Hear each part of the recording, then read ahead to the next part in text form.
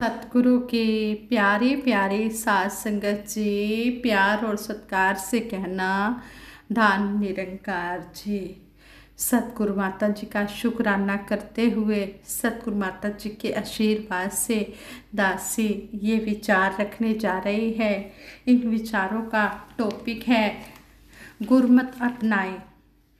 साथ संगत जी कहते हैं संसार में आरंभ से ही कुछ चीज़ें साथ साथ रही हैं, जैसे कि दिन रात, सुख दुख, लाभ हानि, यश अपयश, फूल कांटे आदि। जीवन में गुरमत और मनमत का समावेश भी इसी तरह रहा है। ऐसा नहीं कि एक बार जीवन में गुरमत आ गई तो मनमत नहीं आ सकती, और मनमत है तो गुरमत नहीं आ सकती। ये दोनों जीवन में साए की तरह साथ साथ रहते हैं। जैसे कि अंधेरा और उजाला दोनों साथ साथ रहते हैं। सच तो यह है कि उजाले का ना होना ही अंधेरे का होना है, वरना अंधेरे का अपने आप में कोई वजूद नहीं है। जैसे स्वास्थ्य का ना होना ही बीमारी का लक्षण है, ठीक ऐसे ही गुरमत की कमी ही मनमत की पहचान है। जब हमारी दृष्टि परोपकार वाली होती है, दूसरे के भलाई करने वाली होती है, गुरु द्वारा समझाए गए रास्ते के अनुसार होती है, तब समझिए कि हम गुरमत में हैं। और जब कहीं दूसरों को नीचा और स्वयं को श्रेष्ठ समझने की भावना आ जाती है, तो समझिए कि हमारे अंदर मनमत का प्रवेश हो गया है। यह सब हमारे मन की अवस्था पर निर्भर होता है। मन की अवस्था हमेशा एक सी नहीं रहती है, यह पल पल बदलती रहती है। एक पल में तो हम गुरमुख होते हैं और दूसरे ही पल हम मनमुख हो जाते हैं। मनमुख व गुरमुख की पहचान उनके शरीरों से नहीं बल्कि उनके आचरण से होती है। कौन नहीं चाहता कि उसके जीवन में ज्ञान की रोशनी आए, गुरमत का भाव आए और उसका यश फैले, परंतु इसके लिए जीवन का मेयार वैसा करना पड़ेगा। कमल के फूल की तरह होना होगा, जो रहता तो कीचड़ में है पर होता उसमें निर्लेप है। अर्थात मानव को ऐसे दिव्य गुणों प्यार, नम्रता, दया, करुणा, सहनशीलता, विशालता, मिलवर्तन से युक्त होना पड़ेगा, जो गुरमत का आधार व श्रृंगार है। हमारी सोच, हमारे कर्म, हमारे हाव भाव, हमारी चाल ढाल सब में गुरमत की महक आए। परम ममतामय निरंकारी राजमाता जी फरमाया करते थे कि शक्कर की बोरी में कहीं भी पारखी मारे शक्कर ही निकलेगी। ऐसे ही हमारे जीवन में गुरमत वाली मिठास हो, गुरमत वाले भाव हो। हम जहाँ भी जाएं गुरमत की खुशबू ही फैलाएं। सतगुरु बाबा हरदेव सिंह जी महाराज ने भी यही फरमाया कि हम सुबह उठते ही सिमरन करके अपनी डेली रूटीन शुरू करें। तो हमेशा एक क्वेश्चन मार्क अपने सामने रखें कि मैं ऐसा कुछ ना करूं जो गुरमत के अनुसार ना हो, जो मिशन के सिद्धांत के विपरीत हो। अगर ऐसा है तो समझिए कि हम सही दिशा की ओर हैं, गुरु मर्यादा में हैं। जब हम गुरमत में होंगे तब हमारी दृष्टि भी विशाल होगी, हमारी सोच भी अच्छी होगी, हमारे कर्म भी शुभ होंगे, हमसे किसी का बुरा नहीं होगा, हमारे कारण किसी को कोई नुकसान नहीं होगा। ऐसा तभी होगा जब हम मनमत को त्यागेंगे और गुरमत को अपनाएंगे।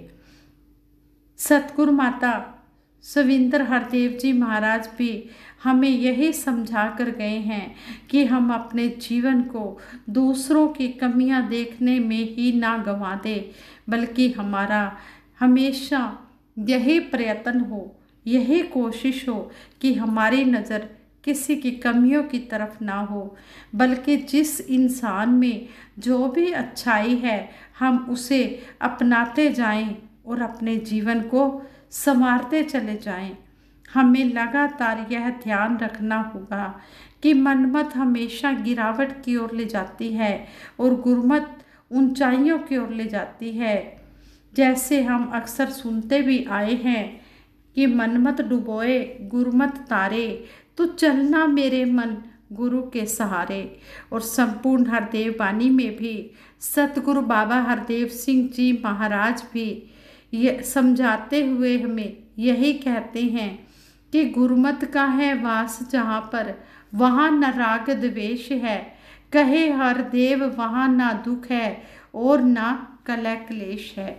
जहाँ पर गुरु की मत के अनुसार काम होते हैं वहाँ पर कभी भी कोई झगड़ा हो ही नहीं सकता, कलह क्लेश हो ही नहीं सकता, वहाँ पर कोई दुख आ ही नहीं सकता, क्योंकि गुरु की मत के अनुसार काम हो रहे हैं। कहते हैं कि अध्यात्म में भक्ति का मार्ग ही सबसे श्रेष्ठ, सुखदायी, आनंद देने वाला और मुक्ति देने वाला है। भक्ति से युक्त जीवन जीना ही मानव जीवन का लक्ष्य है। जब तक जीवन में भक्ति नहीं तब तक जीवन पूर्ण नहीं हो सकता। निष्काम भक्ति से ही जीवन सफल व सार्थक होता है। भक्ति के अनुसार जीवन के चाल में सुंदर भाव और भावों के अनुसार सुंदर व्यवहार सही मायनों में भगत की पहचान होती है।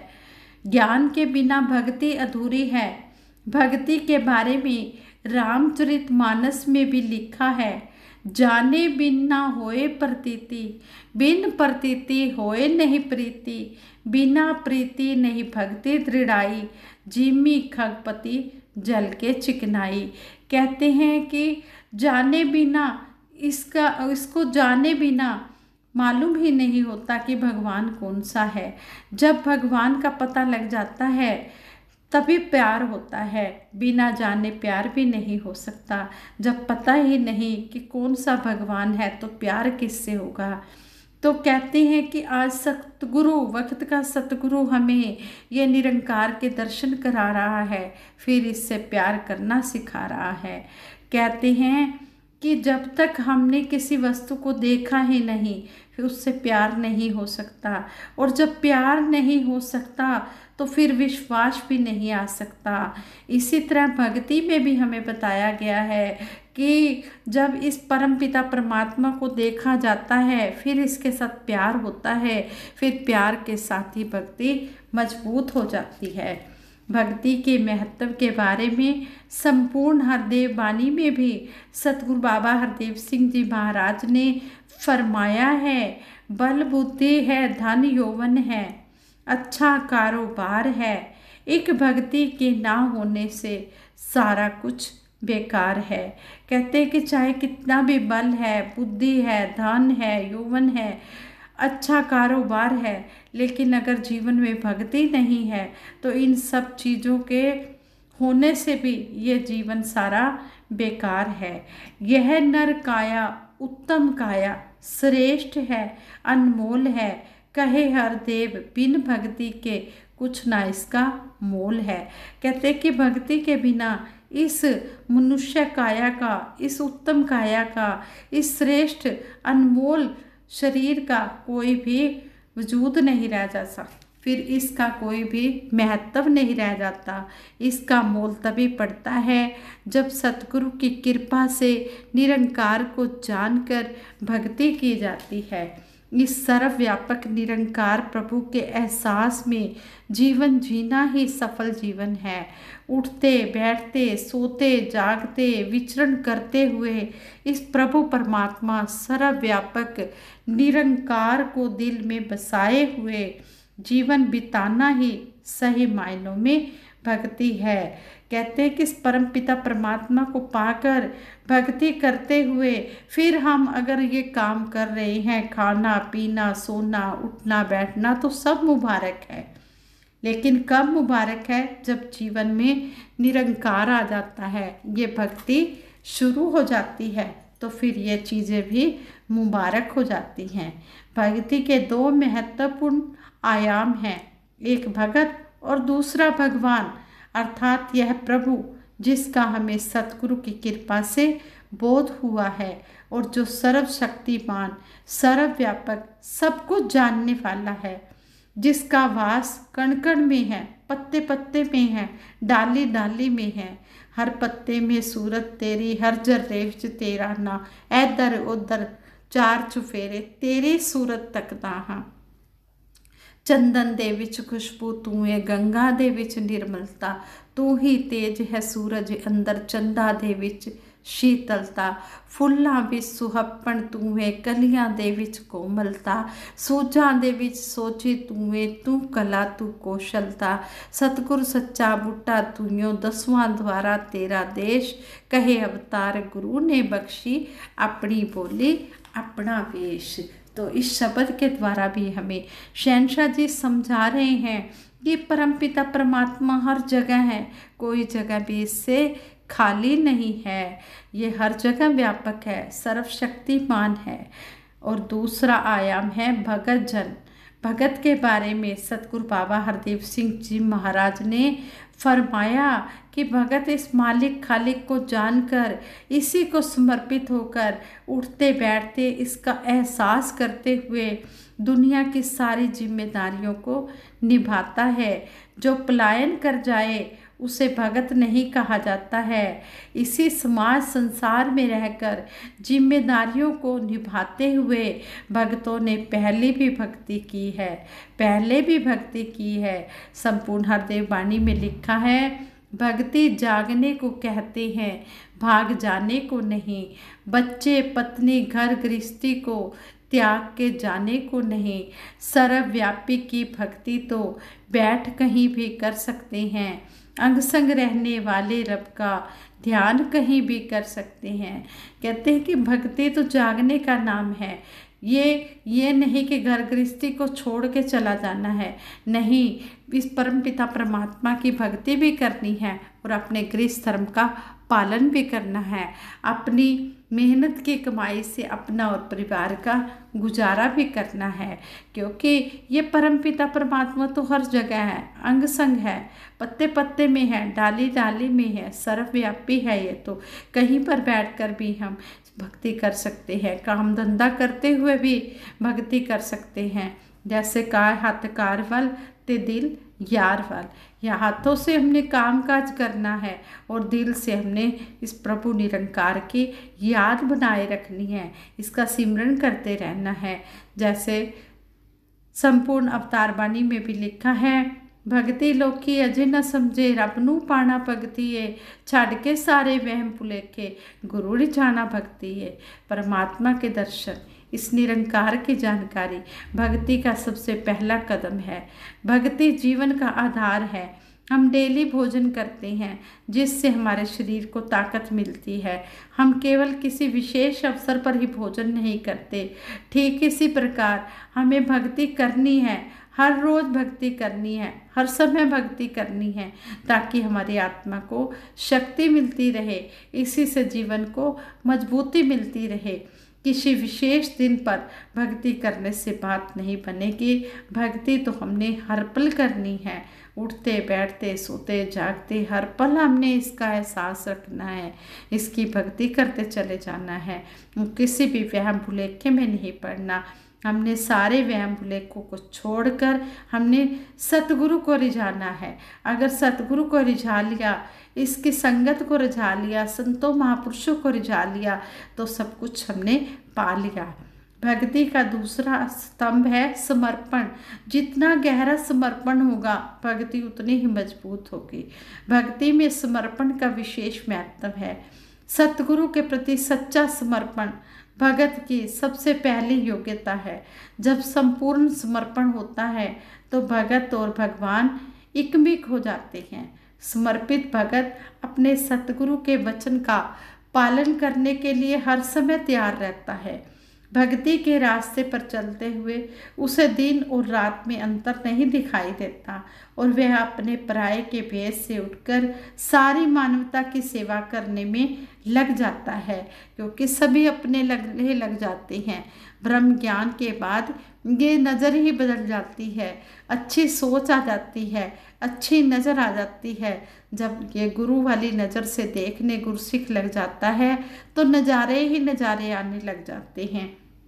गुरु की दृष्टि से जो गुरसिख देखने लग जाएगा, गुरु वाला रुतबा वो गुरसिख ही पाएगा, फिर उसका गुरु की तरह ही सत्कार होगा। अगर गुरसिख गुरु की दृष्टि से, गुरु की नज़र कौन सी है? गुरु की नज़र हमेशा सबकी अच्छाइयाँ ही देखती है। गुरु की नज़र हमेशा अच्छी बात ही कहती है, दूसरों को प्यार ही देती है, मिलवर्तन ही देती है। तो गुरु की दृष्टि जब मन में बस जाती है, उस दृष्टि से गुरसिख देखने लग जाता है, तो फिर उसका गुरु की तरह ही सम्मान होने लग जाता है। भक्ति का तीसरा स्तंभ है निरंकार प्रभु की रजा में रहना।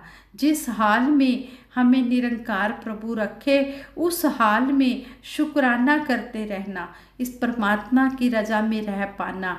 प्रभु परमात्मा से कभी भी कोई गिला शिकवा नहीं करना, यह भी भक्ति का अभिन्न अंग है।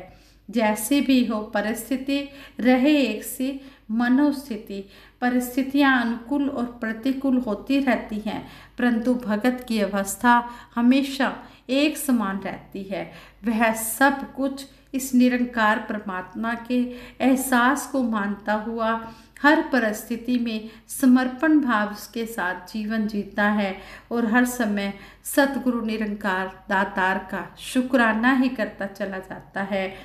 जिस तरह संपूर्ण हरदेव बानी में सतगुरु बाबा हरदेव सिंह जी महाराज ने भक्ति के इस पहलू के बारे में फरमाया है, मर्यादा में रहकर संतों भक्ति करते जाना है, हर पल हर क्षण जिंदगी का नित्य आनंद उठाना है। यहाँ पर भी सतगुरु बाबा जी हमें इस शब्द द्वारा समझा रहे हैं कि हमने मर्यादा में रहकर भक्ति करनी है और हर पल हर क्षण हमने जिंदगी का आनंद उठाना है।